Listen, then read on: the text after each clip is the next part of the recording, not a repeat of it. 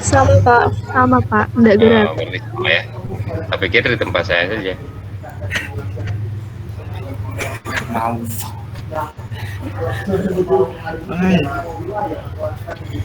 Ini tadi yang presentase itu Rahmat, terus Bagas, sama Iqbal. Siapa? Sama Ahmad. Dian, Pak. Ahmad Sama Nur Dian. ya. Ya, Dian Ahmad ya. Nurdian. Nur Dian. Ya. Mungkin teman-teman yang lain bisa menangkap presentasi yang dikemukakan oleh kelompok 4. Tadi saya karena tidak sesuai dengan slide-nya, jadi agak membingungkan. Ya, kita coba diskusikan ya. Mana yang belum jelas kita coba perjelas, dan mungkin kita bisa kembangkan dengan isu-isu lain yang masih terkait dengan studi sanad dan matan hadis ini. Silakan, siapa yang mau mengajukan pertanyaan atau mungkin juga ingin menambahkan, boleh.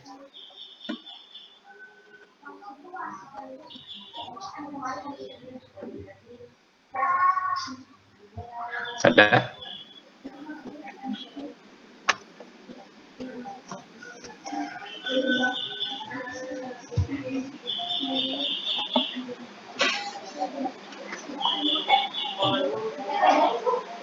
Izin bertanya Pak, Boleh, boleh.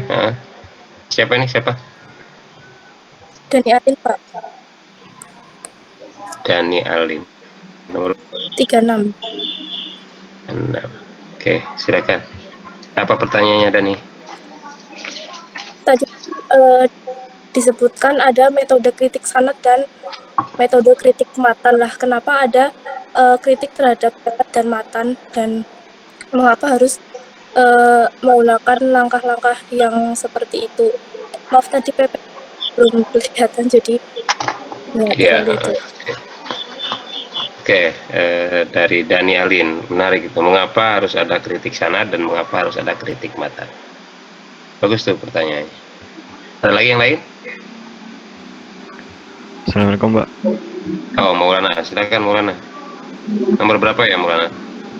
005, Pak. 05. Ya. Oke, silakan. Saya ingin bertanya, di dalam makalah kan disebutkan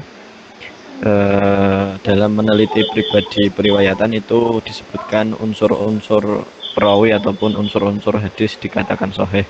Yang pertama adanya sanad bersambung, riwayat bersifat adil, kemudian bersifat dobit, terhindar dari syad, dan terhindar dari ilat atau cacat. Yang saya tanyakan adalah siapa yang membuat pertama kali membuat indikator-indikator tersebut, kriteria perawi tersebut, apakah Rasulullah sudah ataupun istimewa ulama, dan siapa yang berhak untuk menilai para perawi tersebut. Terima kasih, Pak. Oke, nomormu berapa tadi? 65. 005. Oh, ada nomor 65 ya? Hah? 05. Oh, 005. Oh iya, 005. Oke, dari Maulana tadi. Mungkin yang lain, silakan.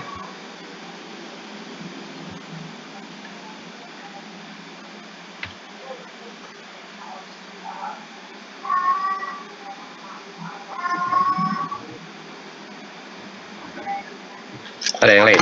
Kalau tidak ada, silakan direspon dulu.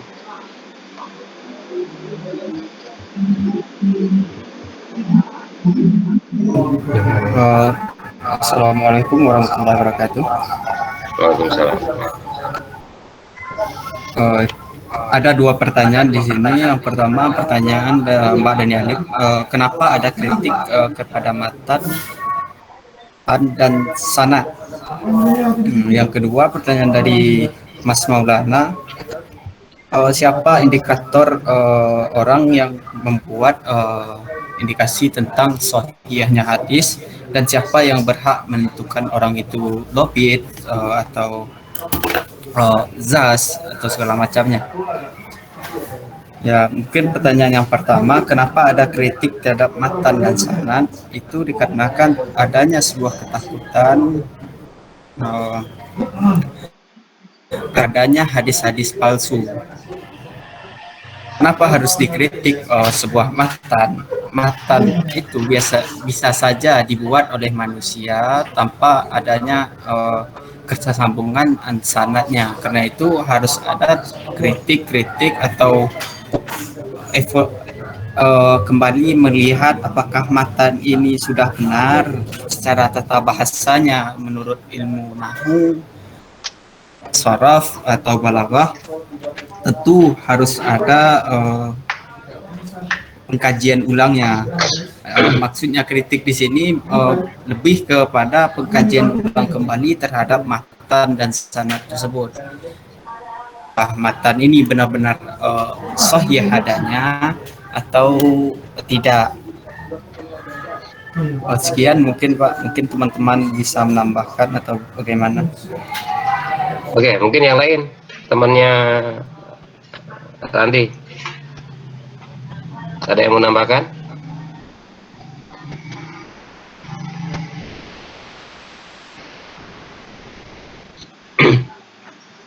Ada. Ya, metode kritik sanad dan metode kritik matan itu menjadi ilmu yang paling ampuh ya di dalam studi hadis. Ini menjadi kekayaan yang luar biasa. Pertanyaannya tadi, mengapa kok harus ada kritik? Tadi Riyandi telah menyinggung bahwa di dalam perjalanannya, saudara sekalian, hadis ini tidak mulus. Kita sudah kaji dalam sejarah ya, untuk beberapa waktu yang lalu. Maksud saya tidak mulus ini, ada fase di mana terjadi suatu peristiwa masifnya pemalsuan hadis. Ya, masifnya pemalsuan hadis. Mengapa terjadi pemalsuan hadis? Ada kepentingan-kepentingan politik ya, yang dilakukan oleh aktor-aktor tertentu. Salah satunya misalnya siapa yang terkenal itu? Abdullah bin Sabah ya.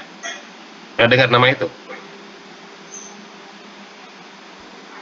Abdullah bin Sabah ya, dia bagi kalangan Sunni nampaknya orang ini menjadi target ya, karena Abdullah bin Sabah orang yang konon menyisipkan, memasukkan hadis-hadis palsu atas nama Syiah dan lain-lain ya, dia sebagai. Nah, dari situlah kemudian muncul kekhawatiran ya, kekhawatiran yang dirasakan oleh para ulama hadis ketika itu. Dan memang banyak peristiwa-peristiwa yang seperti itu. Kalau kita tidak hati-hati, maka misalnya ya, kata an-nadhafatu minal iman, itu kan bagus sekali tuh hadis itu ya kan, kalimat itu an-nadhafatu minal iman. Atau sumu tasihu misalnya, puasalah engkau maka kamu sehat. Kan yang terkenal sekarang itu kan hadis. Ya kan, hadis. Padahal kalau kita mengatakan itu hadis, padahal dia bukan hadis, itu kan bahayanya minta ampun itu. Karena kita sudah berbohong mengatakan atas nama Rasul. Karena kalau kita mengatakan hadis Nabi, itu kan berarti Nabi yang menyampaikan. Padahal Nabi tidak pernah mengatakan hal itu. Kendati pesannya positif. Tapi tidak bisa. Sebaik apapun pesan itu, kalau Nabi tidak pernah, maka kita tidak boleh mengatakan itu dari Nabi. Dari mana lalu kata-kata itu? Lah, yaitu itu muncul dalam proses perjalanan dalam periwayatan hadis, terutama sebelum hadis dibukukan. Ya, sebelum hadis dibukukan. Abdullah bin Sabah termasuk salah seorang yang sangat inten ya, membuat hadis-hadis palsu itu, dan ya mewarnai periwayatan hadis, proses periwayatan hadis. Nah, untuk menyelesaikan persoalan yang seperti itu ya, supaya tidak bercampur antara hadis yang palsu dengan hadis yang makbul yang diterima. Dia nanti ulama membuat kategorisasi sampai kemudian lahirlah kategorisasi hadis itu, ada yang sahih, ada yang hasan, ada yang dhaif. Itu ditentukan oleh kondisi sanad dan matan. Ditentukan oleh kondisi sanad dan matan.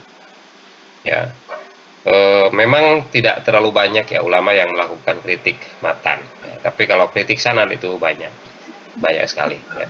Dan memang itu yang paling mudah ya, yang paling mudah untuk diteliti. Sanad itu bicara mengenai silsilah perawi. Artinya silsilah perawi itu estafeta informasi itu dari mulai siapa yang pembicara pertama sampai kepada pembicara terakhir. Itu namanya sanad. Nah, di antara deretan penyampai hadis, para ulama dalam konteks kehati-hatian, dia menelisik satu persatu, siapakah orang ini. Tentu kalau dari sahabat tidak diragukan lagi, karena Rasulullah menjamin, misalnya Umar bin Khattab, nah, itu tidak ada lagi orang yang akan melakukan.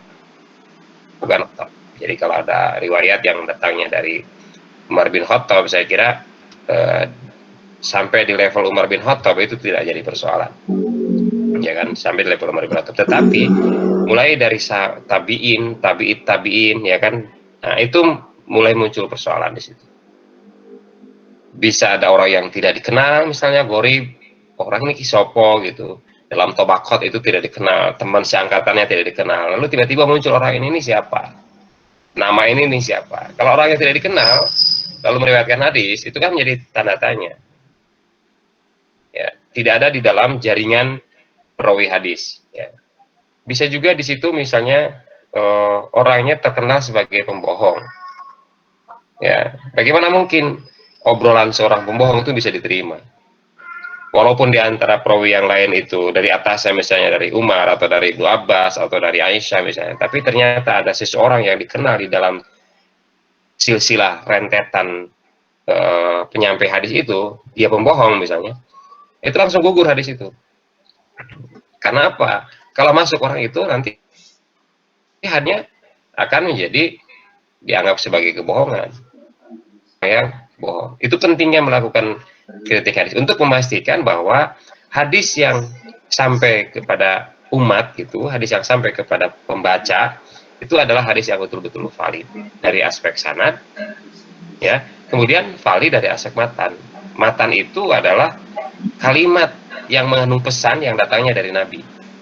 Ya, kalimat yang mengandung pesan yang menurut para perawi itu adalah datangnya dari Nabi. Maka kemudian dia katakan qala Rasulullah sallallahu alaihi wasallam atau ra'aitu Rasulullah atau sami'tu Rasulullah. Nah, ketika qala itu artinya bahwa Rasul bersabda, itu dari Nabi.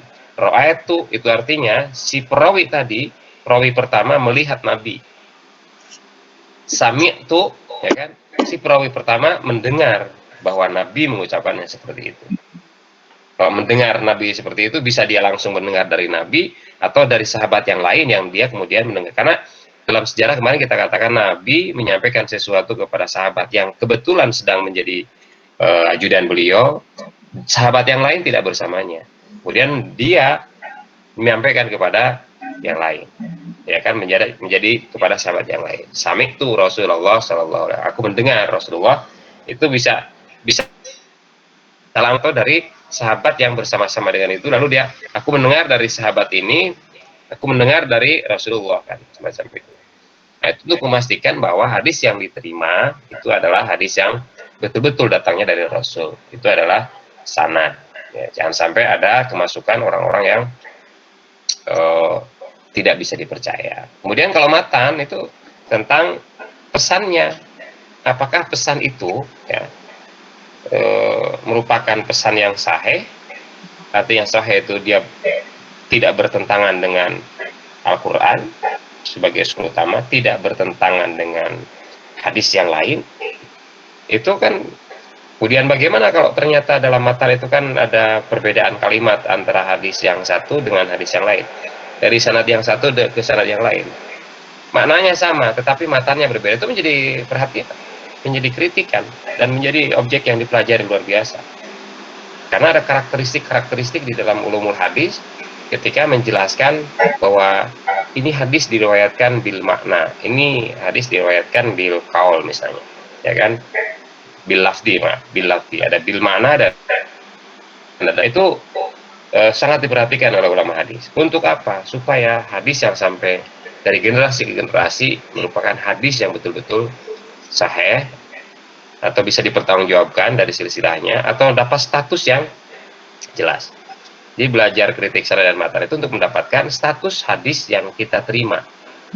Apakah dia menjadi sahih, hasan, dhaif, maudhu, dari aspek kualitas, dari aspek kuantitas, apakah dia termasuk mutawatir, masyhur, ataupun ahad misalnya. Nanti istilah-istilah itu mungkin ada ya di pertemuan-pertemuan berikutnya. Itu saya tambahkan ya, Riyandi, ketika menjawab pertanyaan dari dia. Silakan pertanyaan yang lain tadi dari Maulana.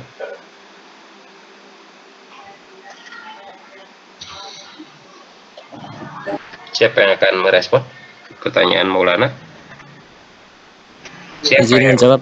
Ya, siapa yang menjawab? Izin menjawab yang kedua, Pak. Siapa yang menjawab? Oh, Bagas. Oke, silakan Bagas. Menjawab pertanyaan dari Mas Maulana yang Ibnu Hajar al-Asqalani dalam Nuzhah al-Nazar Syah Nakbah al-Fikar lebih ringkas mendefinisikan hadis sahih, yaitu hadis yang diriwayatkan oleh orang yang adil, sempurna kedabitannya dan bersambung sanadnya, tidak berilat dan tidak bersyad. Baik itu, Pak. Pertanyaannya apa aja, Pak?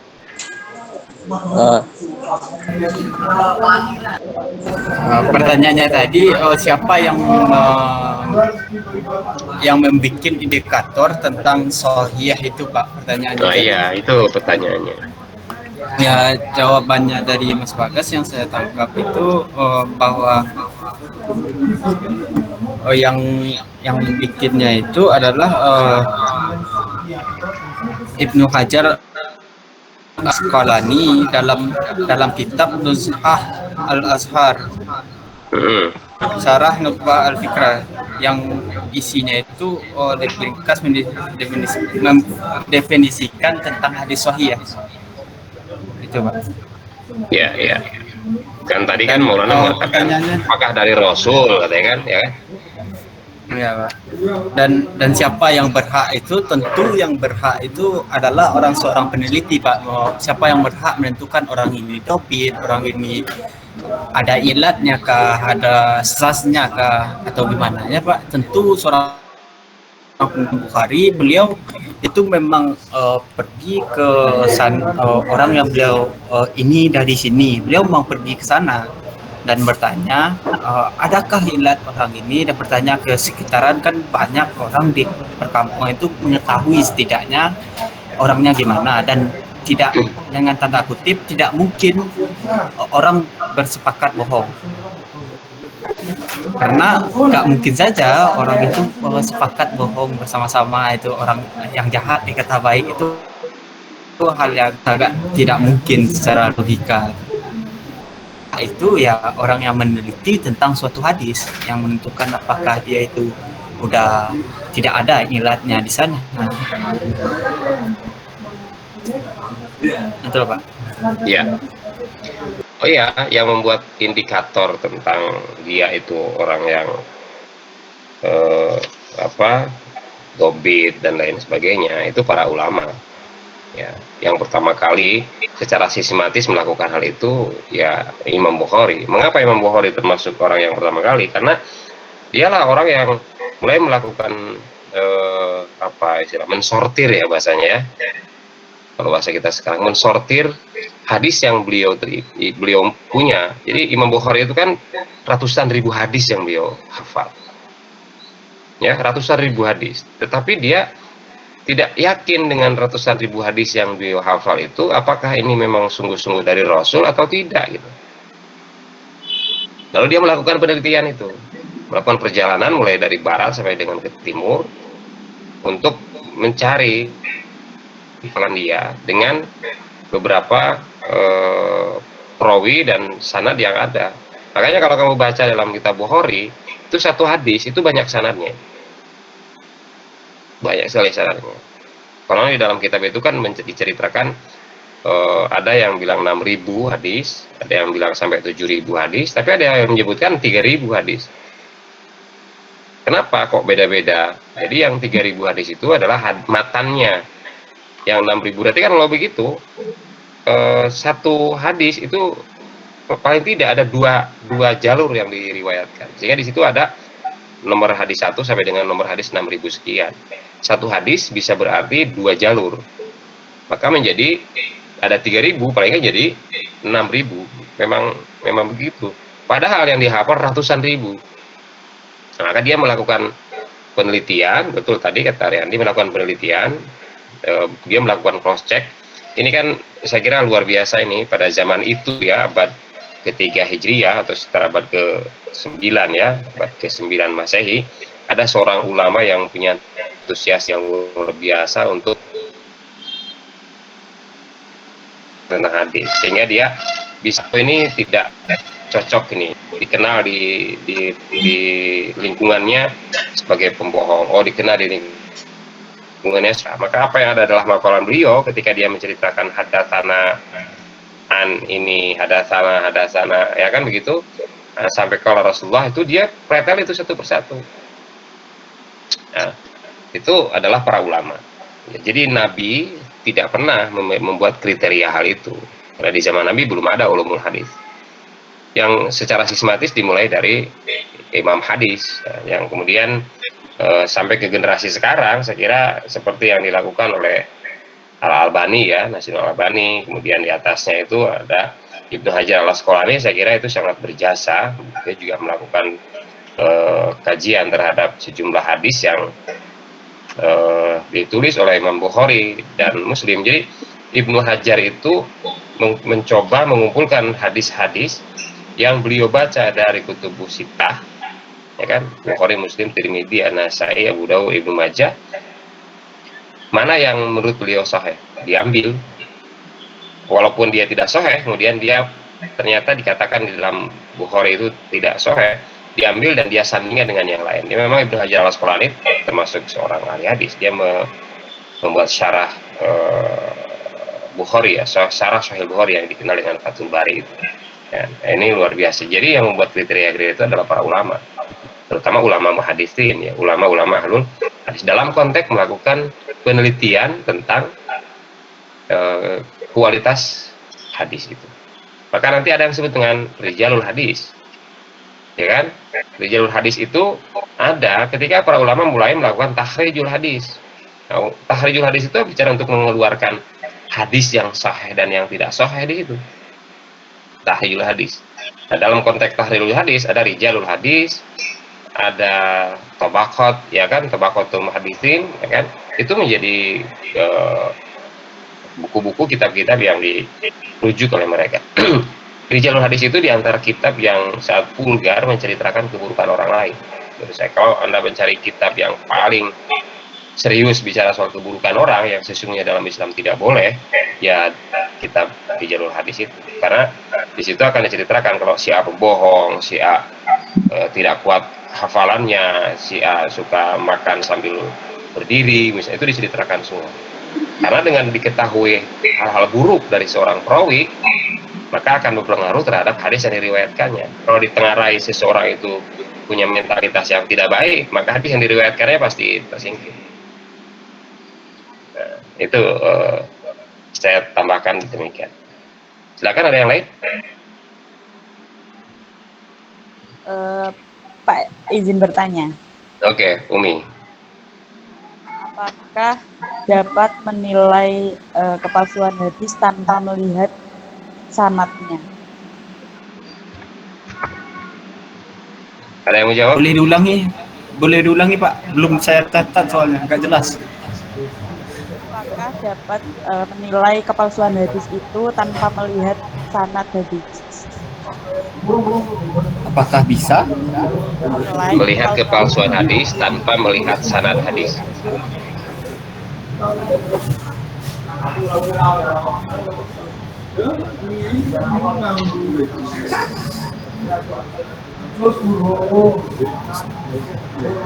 Mana?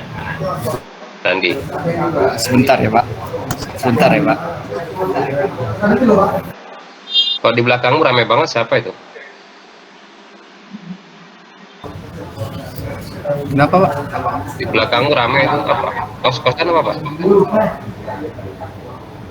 Oh itu Pak, ada Bagas di sini Pak. Oh, kamu di mana ini? Jogja?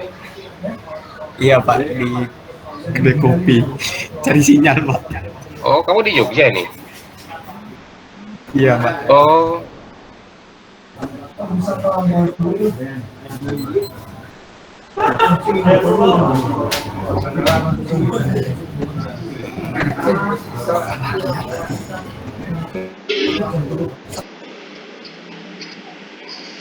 saya sisipkan ya, ini yang kalian yang sudah di Jogja, yang punya es, untuk menjaga kesehatan kita dan supaya kesehatan yang baik dari klinik. Paskes BPJS-nya yang di Jogja loh ya, maksudnya orang yang luar Jogja ada di Jogja. Kalau orang Jogja punya BPJS kan pasti BPJS-nya yang dekat dengan rumah, ya kan.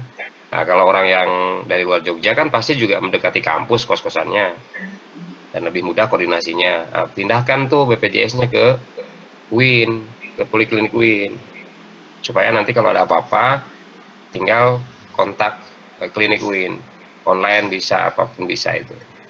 Silakan, dia usah ragu-ragu ya, yang sudah punya kartu BPJS silakan dipindah. Lewat ini aja, lewat JKN Mobile itu loh, diunduh JKN Mobile-nya, Anda pindahkan sendiri kan. Anak-anak sekarang kan pinter-pinter itu soal online kayak begitu itu. Jadi sekarang nggak usah ribet ke kantor BPJS antri, nggak usah, ya kan.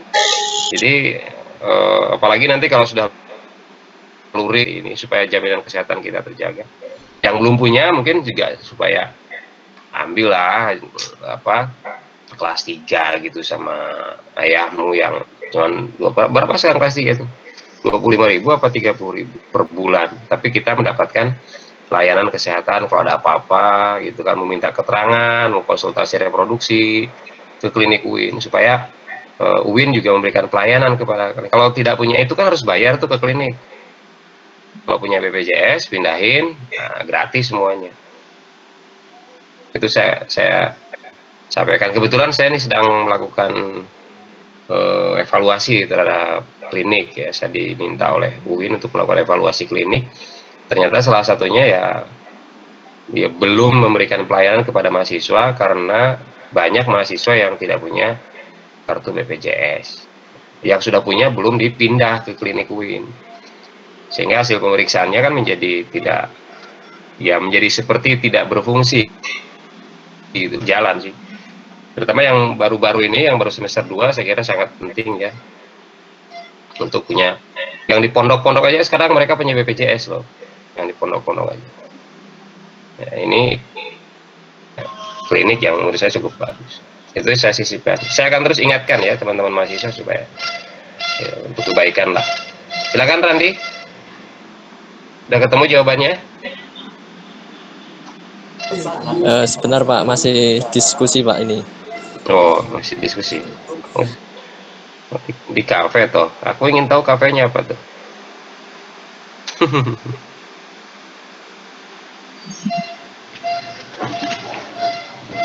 Anak-anak sekarang kuliah di kafe sambil ngopi. Ngopinya cuma segelas, duduknya berjam-jam.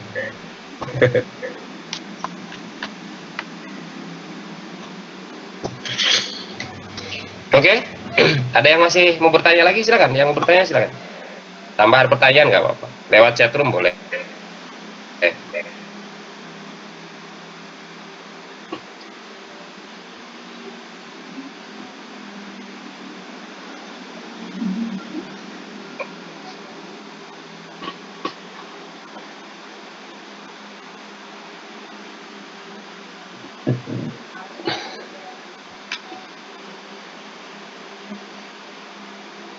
Sambil nunggu Randi mencari jawaban. Kalau saya tanya suatu waktu, atau ada orang yang bertanya kepada kalian suatu waktu, nih ada mahasiswa UI nih, mereka masyarakat itu kan nggak pernah mau tahu dia anak psikologi, anak sosiologi, yang jelas kuliah di UIN dianggap tahu semua.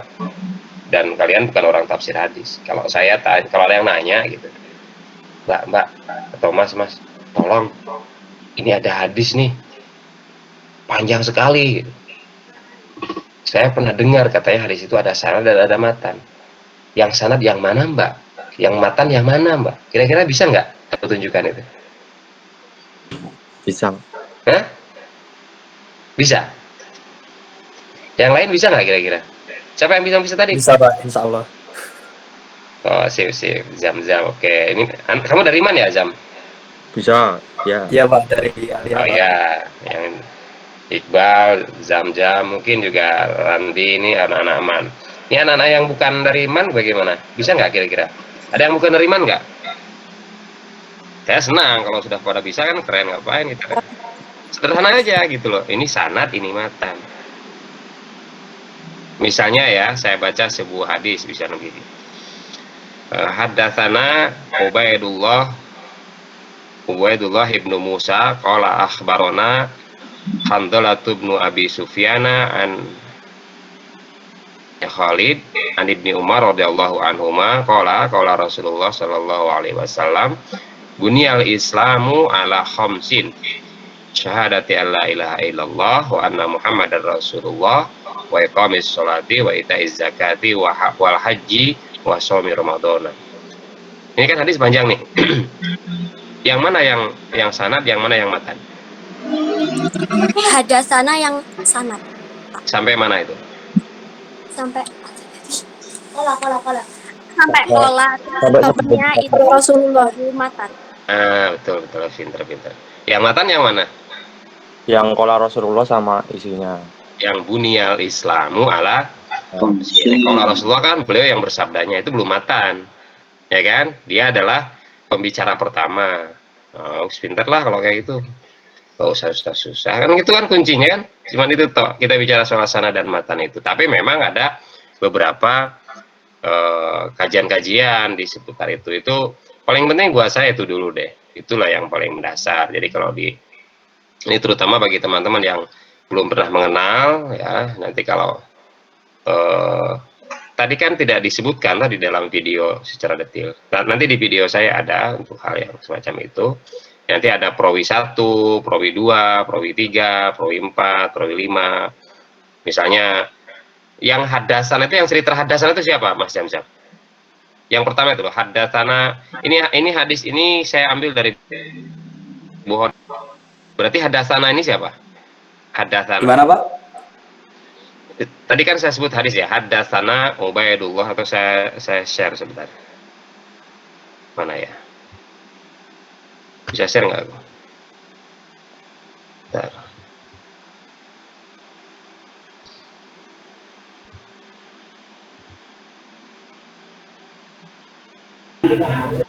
Kelihatan nggak?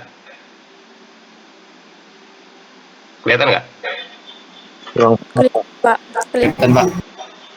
Ada hadis kan itu kan? Ya, betul. Ada, Pak. Nah itu. Nah ini kan ada hadasana nih. Hadasana Ubaidullah ibni Musa qala akhbarana. Ini yang menceritakan ini siapa nih? Abdullah. Yang menyebutkan hadasana ini siapa? Ubaidullah. Bukan. Ini adalah Abi Sufyan. Imam Bukhari. Haddatsana Ubaidullah mengatakan kepada kami. Jadi yang mengatakan ini, yang mencerita ini adalah Bukhari. Bukhari itu adalah perawi yang terakhir. Tidak disebutkan di sini karena dia yang menceritakan ini nih. Haddatsana Ubaidullah, menceritakan kepada kami Ubaidullah bin Musa. Maka saya di sini terangkan nih. Ya, diambil dari perawi yang pertama. Perawi yang pertama ini nih. Umar radhiyallahu anhu. Umar radhiyallahu anhu. Kenapa radhiyallahu anhu di sini? Ada yang tahu nggak? Karena itu Ubaidullah sama Umar gitu, Pak. Ubaidullah sama Umar. Mana Ubaidullah? Ubaidullah yang mana? Yang atas ini? Iya. Bukan. Umar radhiyallahu anhu itu di sini Abdullah bin Umar sama Umar bin Khattab. Di sini nih. Jadi Umar nih kan radhiyallahu anhu kedua. Jadi ada dua Umar di sini. Pertama Umar bin Khattab sebagai perawi pertama, kemudian Abdullah bin Umar perawi kedua. Abdullah bin Umar itu putranya Umar bin Khattab. Jadi kalau Anda menemukan dalam sebuah hadis Umar radhiyallahu anhuma, itu artinya bahwa di situ ditulis ada dua orang. Pertama adalah Umar bin Khattab sebagai perawi pertama, kemudian di sini ada Abdullah bin Umar perawi kedua, kemudian di sini ada Ikrimah bin Khalid, ya kan, perawi ketiga, kemudian Hamdalah bin Abi Sufyan keempat, kemudian Ubaidullah bin Musa kelima, kemudian yang terakhir adalah Bukhari. Sampai saat ini yang kita tahu hadis ini terakhir diriwayatkan oleh Bukhari. Orang-orang generasi peneliti hadis sesudah Bukhari, ya mereka merujuknya ke sini. Ya, mereka merujuknya adalah ke sini. Sehingga yang lain itu sudah tidak dikatakan lagi sebagai perawi yang harus nyambung dengan ini. Saya menceritakan ini kan kita sudah bisa langsung mengakses kepada Bukhari gitu loh. Sehingga apa yang saya ceritakan atau siapapun yang ceritakan ketika dia mengatakan Bukhari itu sudah valid. Dia adalah Bukhari. Mengapa? Karena ada Bukhari telah menuliskannya di dalam kitabnya dengan silsilah atau sanad tadi yang kita ketahui bersama ini. Nah, ini yang disebut dengan sanadnya sampai dengan Umar radhiyallahu anhu qala berkata Umar ini, ya kan, Umar bin Khattab, qala Rasulullah SAW, beliau adalah Nabi sendiri ini yang menceritakan matan ini, yang menceritakan ini adalah isi yang diceritakan oleh Rasul kepada Umar bin Khattab. Apa itu? Bunyal Islamu ala khamsin dan seterusnya. Ini adalah namanya matan. Namanya matan. Ini sederhananya bicara mengenai sanad dan matan. Tapi kan tadi sudah didiskusikan banyak hal nih. Ini ada banyak penelitian, ada banyak riset-riset yang terkait dengan matan ini. Ya. Misalnya, ini meneliti sanad, misalnya kan. Ini nanti sudah saya sebutkan di video. Untuk apa meneliti sanad? Tadi kan bahasanya kritik sanad. Sanad itu diteliti, mencari biografi perawi, ya kan, membahas keadilan dan kedobitan perawi, membahas kemustahilan sanad, kemutasilan sanad, membahas syad dan ilat. Wah, ini luar biasa ini, ya kan? Satu hal ini saja Anda meneliti keadilan dan kedobitan perawi, satu orang saja. Kalau satu sanad ada 5 atau 4 orang, itu meneliti satu persatu perawi dari silsilah hadis itu kan membutuhkan waktu, ya kan? Kau bisa bayangkan bagaimana Imam Bukhari dulu menelisik satu persatu. Sekarang sudah ada banyak kitab di jalur hadis, misalnya Tabaqatul Muhaddisin, misalnya itu kan kitab-kitab kita tinggal buka aja, itu pun waduh sulitnya minta ampun, ataupun bukan sulit, tapi membutuhkan energi dan ketekunan yang luar biasa. Sekarang nampaknya sudah pakai aplikasi kayaknya. Bagi teman-teman tafsir hadis ya itu kerjaannya. Bagi teman sosiologi ya bukanlah tentu, tapi ini perlu tahu ya, setidaknya secara teori ya, secara teori bahwa memang sanad itu menjadi objek penelitian para ahli hadis, dan yang diteliti itu ternyata banyak hal, mulai dari biografinya, kedobitannya atau statusnya, ketersambungannya, ya kan, kemudian ke syadnya itu keanehan. Ini saya kutipkan di sini ada hadis yang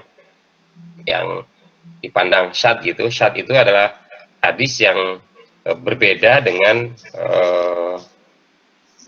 mayoritas gitu ya. Hadis yang berbeda dengan mayoritas. Di apa yang berbeda? Di sini nih. Ya'khudhu liudunahi ma'an ghairul ma'il ladzi akhadahu li rasihi. Jadi ini adalah riwayat Baihaqi yang menceritakan bahwa Abdullah bin Zaid melihat Nabi mengambil air untuk telinganya selain ram kepalanya. Artinya kalau ngambil wudhu, menurut Baihaqi, setelah basuh kepala, Nabi mengambil air lagi untuk telinga, gitu loh. Tapi dalam riwayat Muslim, min hadal wajhi bil lafzi wa masa bi ra'si bima in ghairi fadlin yadaihi. Nabi membasuh kepala sekaligus dengan telinganya. Dan ini adalah yang mahfuz. Ini adalah yang Terjaga. populer, ini yang terjaga, yang terpelihara. Sementara ini adalah yang syad dianggapnya. Ya, menurut Baihaqi mengambil kembali air untuk membasuh telinga. Jadi setelah ambil air untuk kepala gini, kemudian ngambil air lagi, itu dipandang sebagai syad menurut ulama ahli hadis, ya kan? Ya, tetap karena apa? Karena dia berlawanan dengan hadis yang lebih populer. Apa yang lebih populer ini? Lebih populer berdasarkan sejumlah hadis yang juga diriwayatkan oleh Muslim bahwa Rasul kalau membasuh telinga itu beliau tidak mengambil air lagi, membasuh kepala, ya kan, kemudian dikedepankan, kemudian masuklah telunjuk ke dalam lubang telinga, kemudian digerakkan di dalamnya kan ada beberapa ini ya, kemudian ibu jarinya ini mengusap yang sisi luarnya. Ya, begitu. Maka para hadis kan mengatakan ya inilah yang syad, inilah yang mahfud, begitu. Ini sebagai contoh aja, saya kira sebagai contoh untuk memudahkan kita belajar, ya. Andi, yang tadi gimana? Kalian yang jawab, Pak. Oh, silakan, siapa yang jawab? Permisi Pak, izin menjawab. Oh, silakan. Menurut saya, sanad adalah salah satu bagaimana melihat hadis ini sahih atau tidak. Jadi kalau ditanya apakah bisa melihat sahih hadis tanpa melihat sanad, menurut saya tidak bisa. Gitu Pak. Ya, benar juga kalau pakai logika semacam itu. Tapi kalau misalnya tiba-tiba ada diklaim sebagai hadis, ya, kemudian hadis itu ternyata berlawanan dengan dalil yang sahih, itu melihat matan saja sudah bisa, ya kan?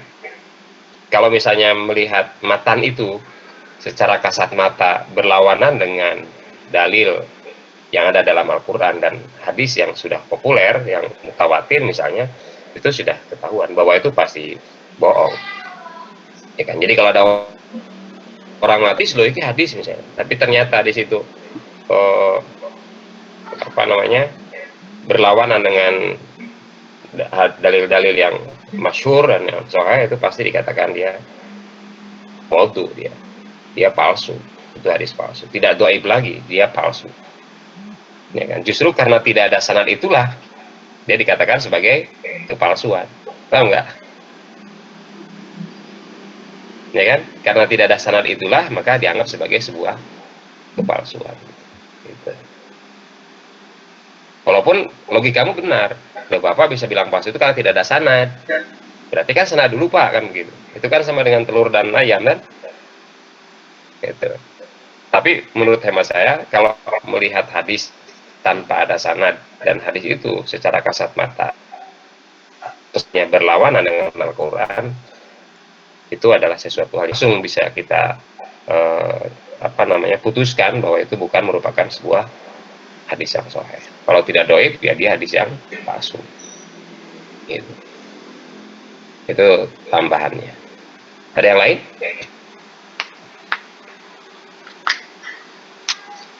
Mungkin tidak kita meriwayatkan hadis, bukan kita, maksud saya.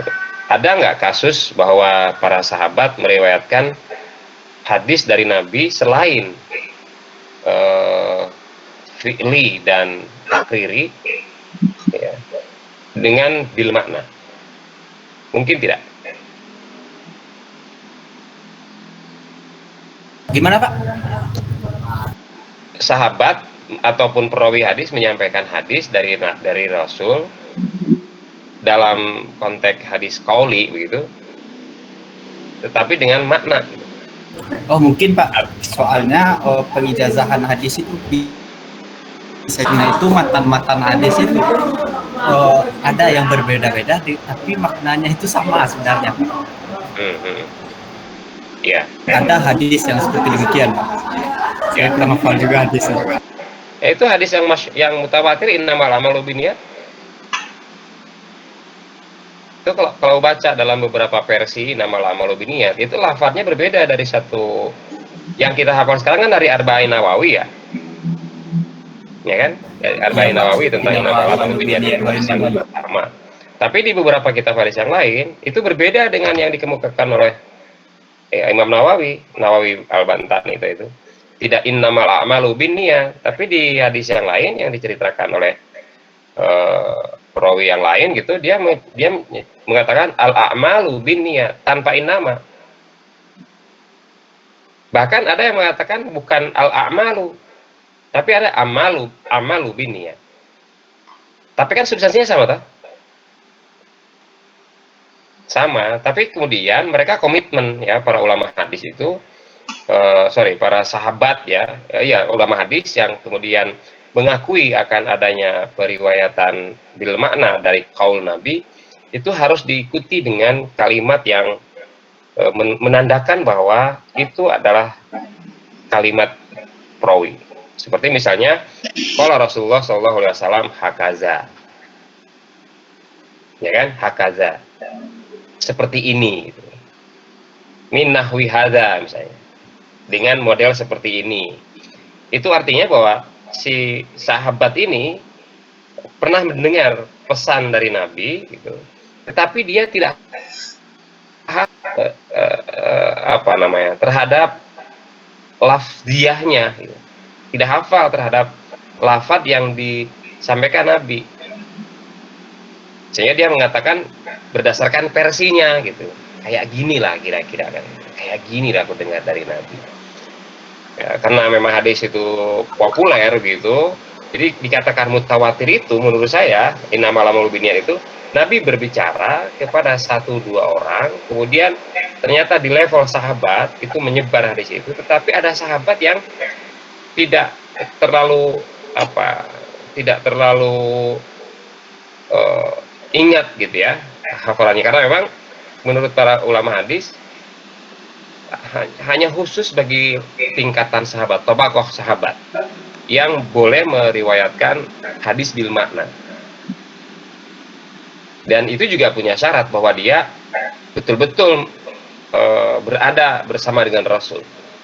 Ya, bersama dengan Rasul, bisa menyaksikan langsung praktek yang disampaikan Rasul, atau mendengarkan langsung tetapi dia lupa, atau ya dia mendengar dari orang lain, dari sahabat yang lain. Karena memang pada saat itu kan kita sudah jelaskan di pertemuan sebelumnya, kalau Rasulullah menyampaikan sesuatu kepada kelompok sahabat, nanti sahabat ini akan menyampaikan kepada sahabat yang lain yang tidak semajlis dengan Rasulullah. Itu kan berantainya semacam itu. Jadi mereka bisa pesan berantai dari sahabat yang satu tobakot gitu, yang satu tingkatan, untuk menyampaikan pesan dari Nabi. Ya, nanti baru kemudian setelah Nabi tiada kan sahabat kepada sahabat kecil, kepada tabiin dan kepada tabiin. Jadi pada level tabakotus sahabat, riwayat hadis itu berputar di tengah-tengah mereka yang kemudian menjadi hafalan mereka. Ya. Dan level itulah yang konon menurut ulama hadis yang bisa meriwayatkan secara bil makna. Ya, sementara perawi berikutnya sudah tidak diperkenankan lagi, karena itu akan berbahaya. Jadi dia harus memastikan kalau tabiin gitu, dia harus betul-betul mendengar sesuatu dari sahabat itu, walaupun sahabat tertentu mengatakan bahwa hakada mendengar ini, maka yang di bawahnya itu harus persis yang disampaikan oleh sahabat-sahabat. Dan itu menjadi kajian, saudara sekalian. Jadi di dalam studi matan, ya, periwayatan bil makna dan bil lafzi itu menjadi kajian yang serius. Dan menurut saya itu lebih sofistikatif daripada sanad. Sehingga sedikit sekali orang yang melakukan penelitian matan hadis, karena waktu itu belum ada ilmunya. Nah, sekarang menurut saya bakal banyak terutama dari kawan-kawan di tafsir hadis, misalnya ilmu hadis, nampaknya banyak yang melakukan penelitian hadis, matan hadis. Karena apa? Sekarang ada perangkat yang bisa digunakan untuk mengkaji itu dari pendekatan hermeneutik misalnya. Ya kan, dari pendekatan hermeneutik bisa dilihat dari pendekatan psikologis. Artinya integrasi interkoneksi ya ataupun multidisipliner itu bisa dimanfaatkan untuk melakukan kajian terhadap matan hadis, bukan pada sanad hadis. Kalau sanad, saya kira ilmu tentang kritik sanad itu sudah luar biasa. Sekarang perkembangannya adalah melalui aplikasi. Artinya kitab-kitab yang dahulu sudah dicetak, ditulis gitu, kemudian masuk ke aplikasi, dibuat sistemnya. Ketika kita masukkan sebuah hadis ke dalam aplikasi thread, akan keluar siapa perawinya, akan keluar statusnya, ya kan? Maka ketika masuk ke dalam aplikasi itu, laku akan keluar posisi orang-orang yang ada di situ, kurang hafalannya, kemudian dia tidak adil, kemudian akan keluar oh hadisnya derajat seperti itu, langsung ketahuan melalui aplikasi itu.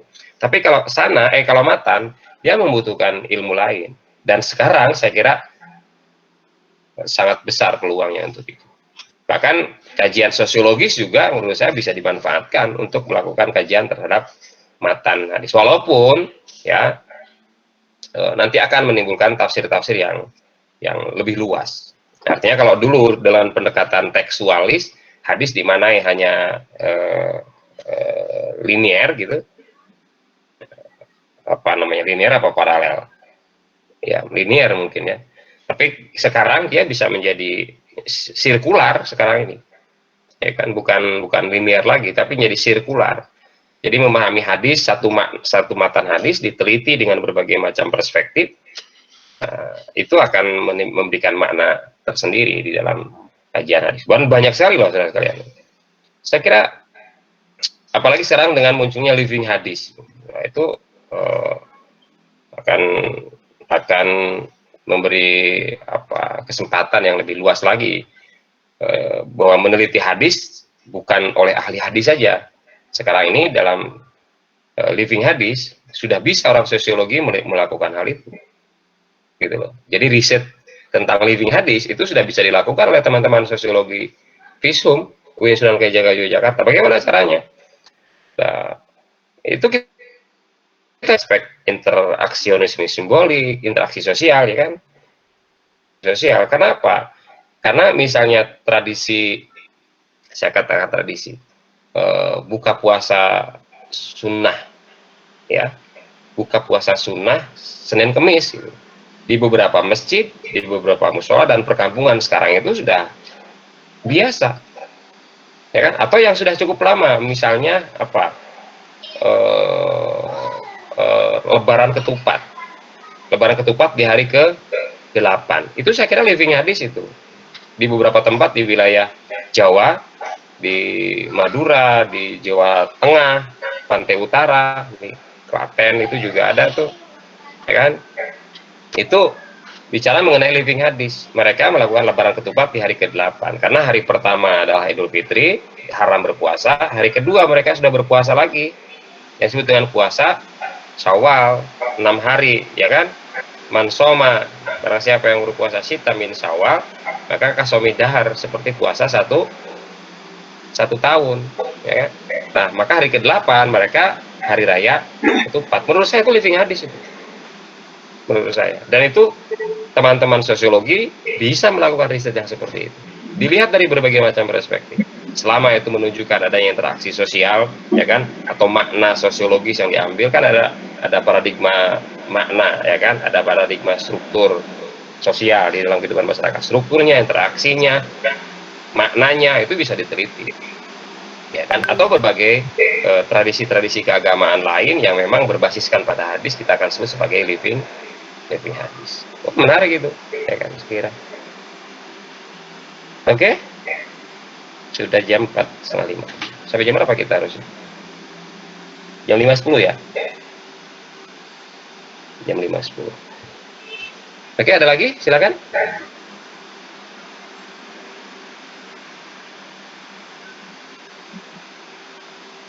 sudah ada sih sebenarnya kalau kita hitung satu sesi 3 orang.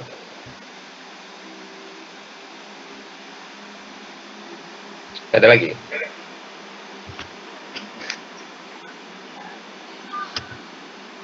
Oke, senang lah saya tadi pada umumnya. Nanti yang masih belum betul paham itu bisa bertanya kepada teman-teman yang lain. Kalau hari ini tidak berani bertanya, sebenarnya nggak masalah sih, kenapa harus takut-takut. Silakan di chat room juga boleh bertanya, gitu, tidak masalah. Ya.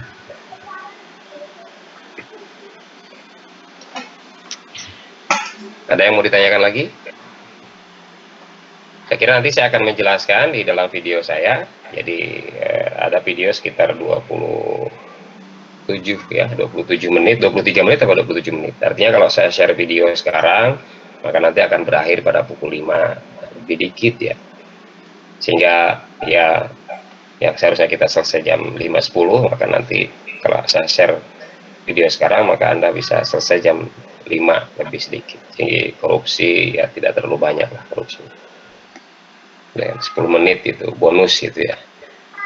Artinya saya sudah mengerjakan tugas sesuai dengan perusahaan, dan ya dengan luring ini kan, dengan daring ini memang banyak yang dikurangi karena memperhatikan ya, kuota. Sudah dapat kuota belum dari universitas? Belum, Pak. Sudah daftar tapi? Belum, Sudah Pak. daftar tapi? Belum. Belum daftar? Sudah daftar. Oke, ya, tinggal nunggu ya. Tinggal nunggu. Saya malah nggak tahu, nggak pernah dapat saya. Nggak tahu juga saya dapatnya kapan gitu. Ya yang penting mahasiswa, karena kadang-kadang kan saya ada di kampus, jadi pakai wifi kampus ya kan. Wah, ini kebetulan dari rumah karena sudah sore, jadi kita. Oke deh, kalau tidak ada lagi yang didiskusikan, ada yang disampaikan kelompok 4 sebelum kita akhiri? Oh ya, terima kasih ke teman-teman yang telah bertanya ya Pak, dan terima kasih atas penjelasannya Pak. Mungkin makalah kami banyak kurangnya. Saya mohon maaf dari kelompok 4. Assalamualaikum warahmatullahi wabarakatuh. Assalamualaikum warahmatullahi wabarakatuh. Oke, yang namanya belajar tidak apa-apa. Kurang sedikit ya tidak apa-apa, kan saling melengkapi. Jadi kalau tetap dibaca ya makalah dari kelompok 4 dan makalah-makalah yang lain sebagai perbenaran pengetahuan, videonya juga ya putar-putar gitu, waktu saya didengarkan ya, diputar-putar saja nanti malah rusak, didengarkan sehingga tentu apa namanya ya, kalau ada kesalahan sana sini ya kita namanya manusia, kita bisa perbaiki. Jangankan mahasiswa, saya juga mungkin masih ada hal-hal yang kadang-kadang keliru ya kan, itu satu hal yang normal saja ya. Makanya apa yang disampaikan oleh seseorang dosen atau siapapun itu perlu di cross check. Sama aja, kita ini kan belajar itu kan selalu berupaya untuk mendapatkan data yang valid, bukan masih dari